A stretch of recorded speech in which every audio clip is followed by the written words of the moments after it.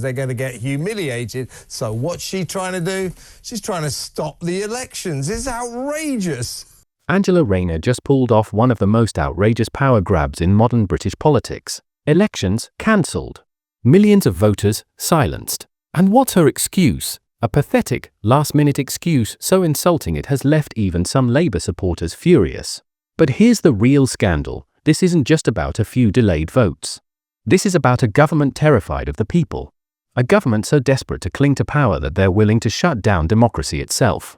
Now, I thought that only dictators cancelled elections, but no, this is the connivance of a now terrified Labour Party, and boy, didn't we see that today. And the backlash? It's erupting. Reform UK is fighting back, the British public is waking up, and the question now is, will Rayner succeed in rigging democracy, or will this be the moment that finally stops her? Stay with me, because what I'm about to show you will shock you.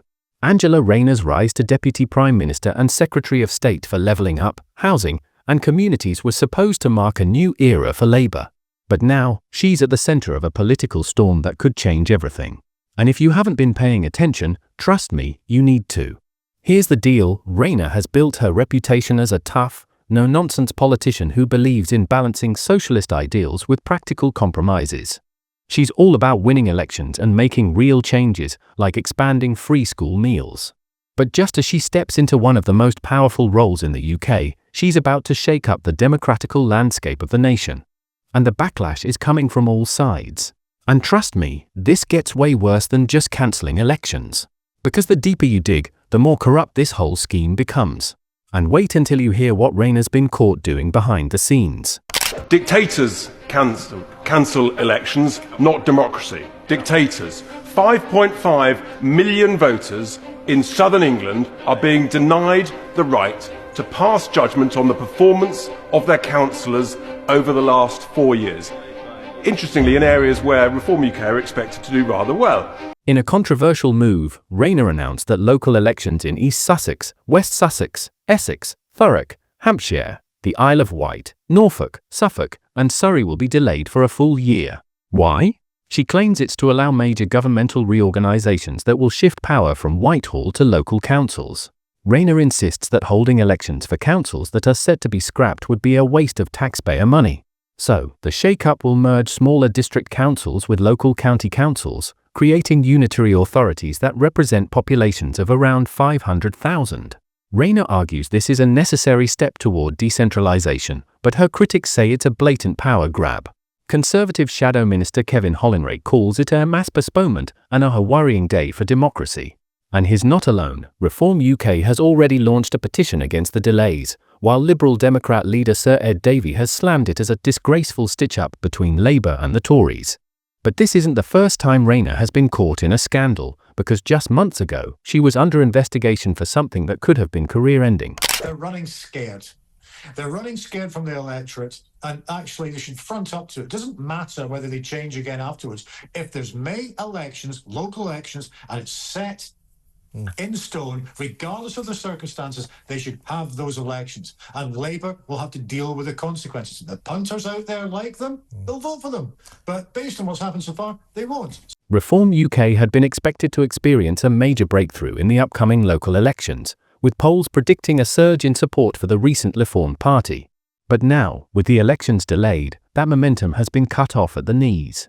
Of course, that didn't sit well with the Reform leader, Nigel Farage. Well, I'm standing here today to say we think it is completely outrageous. In fact, despite the fact we're a very happy, optimistic, forward-looking party, we are blimmin' angry this afternoon that 5.5 million people in this country are being denied their vote.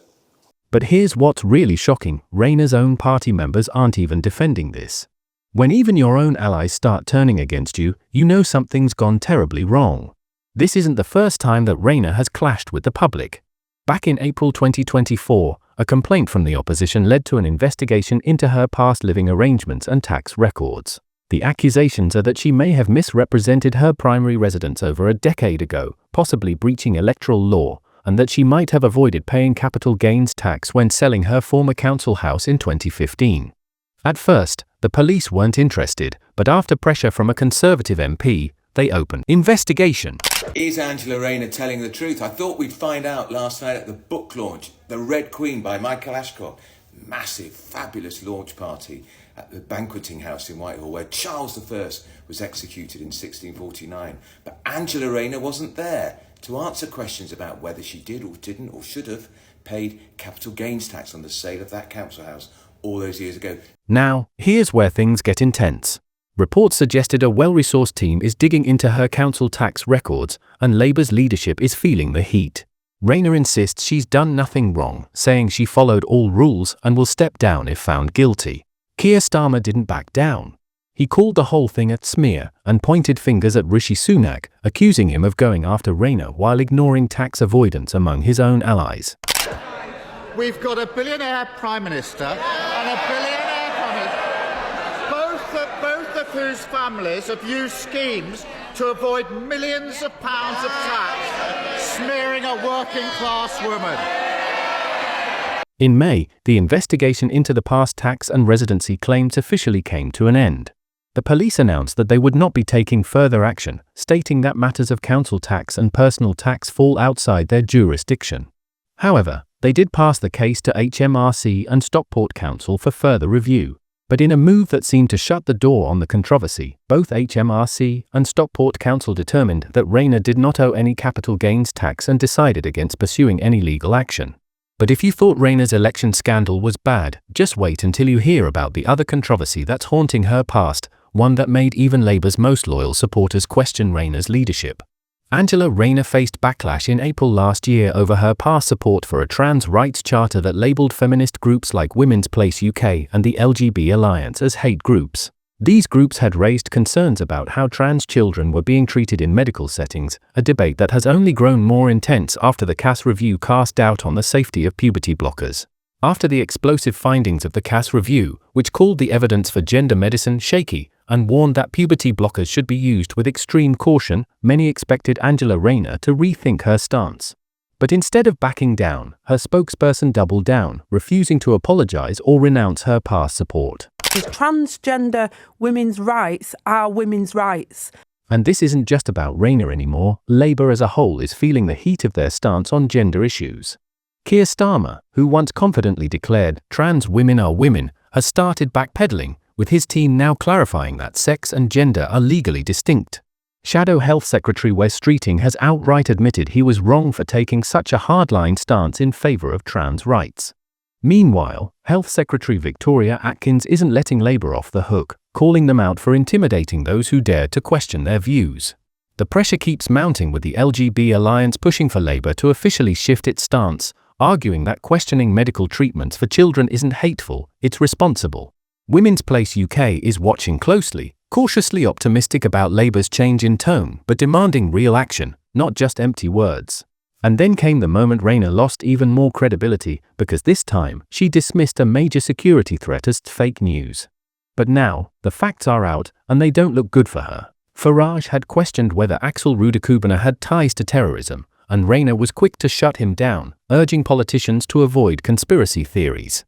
But here's the problem: Rudakubana had actually been flagged for extremism multiple times, referred to the UK's Prevent Anti-Extremism programme 3 times, and had an Al-Qaeda training manual and RISIN in his home. Farage wasted no time in calling this a cover-up, saying it proved he was right all along. And he's not the only one demanding answers.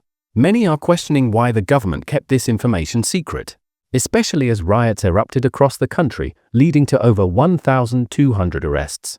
Critics argue that by withholding these key details, the government fueled public distrust, let misinformation spread unchecked, and worsened an already tense situation. Now, Rayner and other MPs who dismissed Farage's concerns are under pressure to explain themselves.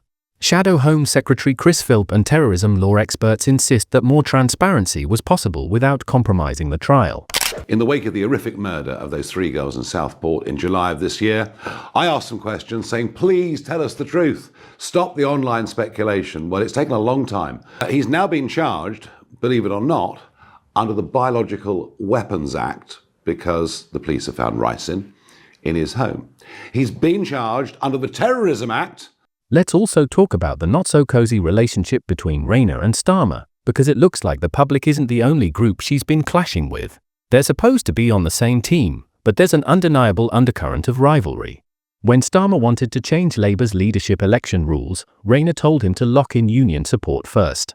He listened, they pulled it off, but let's just say the tension didn't magically disappear.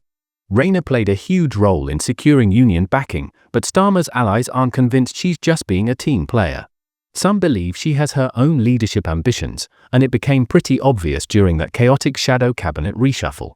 She's also walking a fine line, backing Starmer's policies while simultaneously risking the support of Labour's left-wing base. Then there's the fact that Starmer and Rayner just don't seem to click. You rarely see them together, and their leadership styles couldn't be more different. Rayner is fiery, relatable, and great at rallying crowds. Starmer is strategic, careful, and all about the details. And that brings us to another thing, Rayner's political identity. She's great at hyping up Labour supporters, but when it comes to taking bold, principled stands, the jury's still out. Compare her to someone like Barbara Castle, who wasn't afraid to go against the grain, like when she opposed Britain joining the European Economic Community. But Rayner's stance on major issues like Brexit has been less than clear. But where does all this leave the UK? Can Labour's leadership really take the country forward, or are we in for more political chaos? Let us know your thoughts in the comments below. And if you don't want to miss out on the biggest political shake-ups, make sure to like, subscribe, and hit that notification bell. Thanks for watching, and we'll see you in the next one.